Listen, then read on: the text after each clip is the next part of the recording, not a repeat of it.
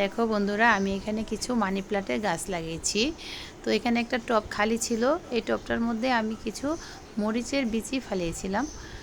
গাছগুলো কি সুন্দর হয়েছে বিচি থেকে। তো আমার ছোট মেয়ে কয়েকটা মিষ্টি কুমড়ার বিচি রোপণ করেছিল। দেখো মিষ্টি কুমড়ার গাছগুলো কত সুন্দর হয়ে উঠেছে।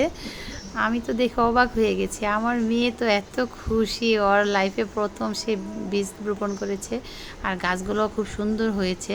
গতকালকে একটু হালকা বৃষ্টি এবং ঝড় হয়েছিল, তাতে গাছগুলো একটু নুয়ে পড়েছে। দেখে তো আমার মেয়ে কান্না শুরু করে দিয়েছে। গাছগুলোকে আমি সোজা করে দিচ্ছিলাম। আমার বাসাটা অনেক উপরে, 17 তলা, এই জন্য এখানে তেমন একটা রোদ আসে না।